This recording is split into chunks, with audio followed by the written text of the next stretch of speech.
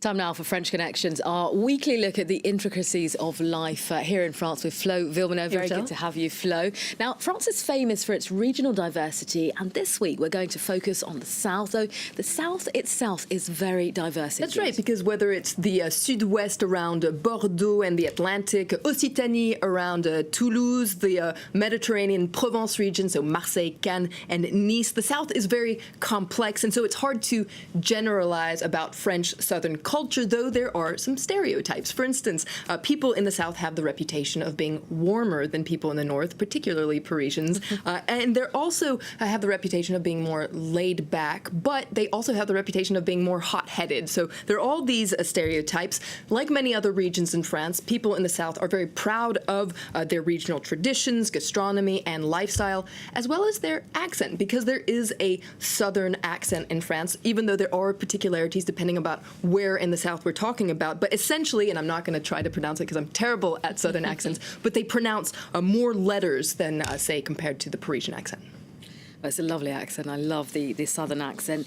People in the south tend to use, though, different words for different things. That can be a tad confusing for tourists, Flo. Well, let's start with an example. You might be familiar with the pain au chocolat. So that's a delicious chocolate-filled pastry that you eat for snack or breakfast. Well, in the south, people call it a chocolatine. You can see it here. It's our word du jour. Now, pain au chocolat, chocolatine, it's kind of turned into a war of words, you might say. You might think it's silly, but people take it very seriously.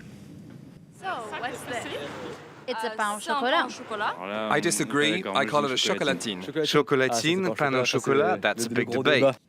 Right, Flo, we don't have time to focus on all the particularities of the south, but there are a couple that jump to mind. For instance, there's a popular sport that from the south of France, pétanque. More than a sport, though, it's something of a way of life. Pétanque is an institution here in France, Rochelle, and it's been around for ages. In fact, there was a form of pétanque. It's also called boule here in France. In the Roman ages, in the antiquity, they played a version of this game, and there are other versions that exist around the world. You might be familiar with bocce, which is very similar as well as the Italian form. Pétanque, though, is an institution. It originated in 1907 or 1910, it's debatable, in La Ciotat in the Provence region. And the name pétanque actually comes from the regional language Provençal. Pétanque means feet joined together because your feet have to be joined together when you play pétanque. That's a very important rule.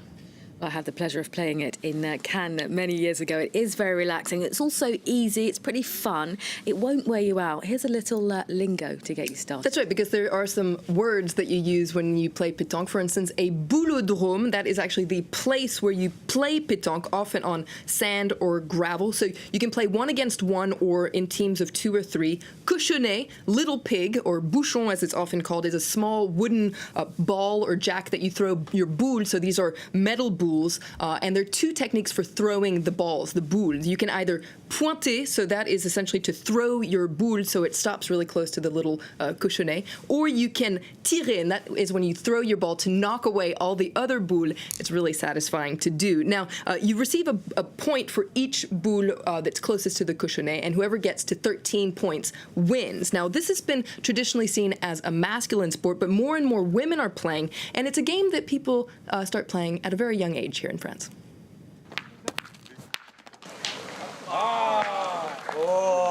For us, pétanque is a game that's handed down from generation to generation. My father is 83 and he's still playing. I'm 52 and my son's 6.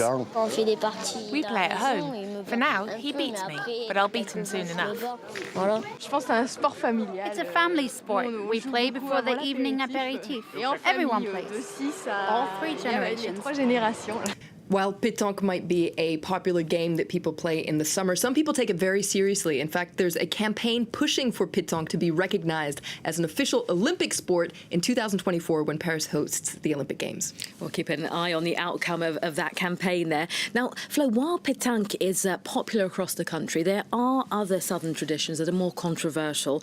Bullfighting, for example. Well, let's take a look at a map where you can see some of the main villes taurines, as they're called in France. So these are bull bullfighting towns. You can see they're kind of spread across the south here. So you have Nîmes, Arles, Béziers, Bayonne, Dax. These are big bullfighting towns. And bullfights are traditionally organized during something called La Feria. It's essentially a festival that's organized by towns. Sometimes there's several throughout the year, often in the spring, summer, or autumn. And ferias are essentially a celebration of a southern culture and tradition that's actually very similar to Spanish culture, for instance. And they bring a lot of tourism and business to the region. Now, bullfighting, though, has seen a plunge in popularity in recent years. In fact, attendance has plummeted 30% since 2011. And there's several reasons for this. First of all, it's very expensive to go to a bullfight, but also, and this is perhaps the biggest reason, the anti-corrida message seems to be gaining ground. So far, any attempts to ban bullfighting, like it has happened in Catalonia, have failed. But there is this very tense debate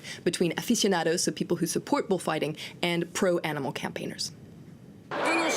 These days, in a so-called civilized country, we shouldn't tolerate watching an animal be slowly tortured to death in an arena.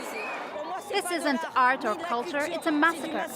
Bullfighting culture is divisive and gives rise to debate. People have different sensibilities and interpret it in different ways. If you don't like bullfighting, well, don't go. It's part of our culture. Why should we stop? It's part of my life, and it will be until I die. Well, Flo, away from bullfighting, there is one southern tradition where everyone can get behind a popular alcohol beverage people drink during a pre-dinner aperitif drink, le pastis. Le pastis, now this is definitely a French favorite, though some people love to hate pastis, it must be said. And it finds its roots in the south of France. In fact, pastis means mix in the Provençal language I was telling you about.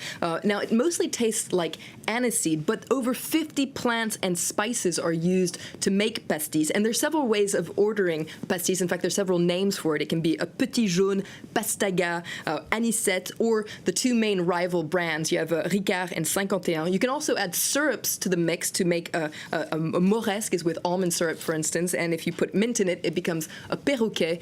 What's true is anytime you take a sip of a pastis in any shape or form, definitely brings you to the south. It's sure to taste different every time with all those possibilities, Flo. All right, thank you. That's all we have time for. We'll discover other regions in upcoming French Connections for our viewers. In the meantime, tweet your questions to @Flo Villeneuve and check out our website at france24.com.